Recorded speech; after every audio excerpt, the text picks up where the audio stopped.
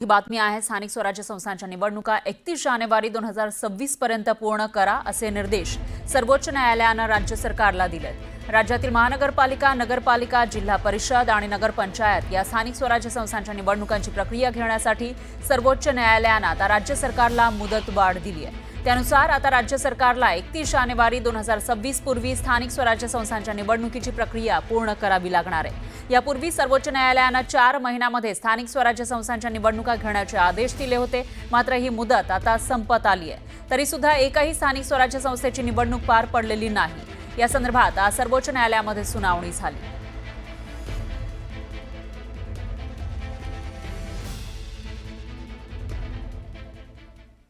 तर सर्वोच्च न्यायालयाने नेमकं काय म्हटलेलं आहे आपण बघूयात। ग्राफिक्सच्या माध्यमातून सर्वोच्च न्यायालयामध्ये सुनावणी झाली होती आणि त्यावेळेला झडपी पालिका निवडणुकांचं बिगुल हे आता नोव्हेंबर 2025 पर्यंत ईव्हीएम पुरवणार असल्याची माहिती समोर येते। निवडणूक आयोगाकडून या वर्षीच्या नोव्हेंबर महिन्यापर्यंत ईव्हीएम मशीन सर्व पुरवले जातील। त्यानंतर 31 जानेवारी 2026 पर्यंत निवडणूक प्रक्रिया पूर्ण होणार आहे। म्हणजे पुढच्या वर्षी 2026 मध्ये पहिल्या महिन्यामध्ये जानेवारीमध्ये ही प्रक्रिया पूर्ण होणार असल्याची माहिती समोर येते आणि निवडणूक प्रक्रिया पूर्ण करण्यासाठी जानेवारी 2026 पर्यंत मुदत आता देण्यात आली आहे। आधी ही मुदत 4 महिन्यांची होती जी आता संपत आली आहे, पण याला मुदतवाढ दिल्यामुळे पुढच्या वर्षी जानेवारीपर्यंत ही सर्व प्रक्रिया पूर्ण करता येणार आहे राज्य सरकारला, कारण तसे निर्देश सुप्रीम कोर्टाने दिलेले आहेत। त्यामुळे आज ज्या पद्धतीने सुनावणी झाली त्यानंतर नेमकं काय काय म्हटलेलं आहे सुप्रीम कोर्टाने तेच आपण या ठिकाणी बघतोय। 2026 या वर्षामध्ये म्हणजे नवीन वर्षामध्ये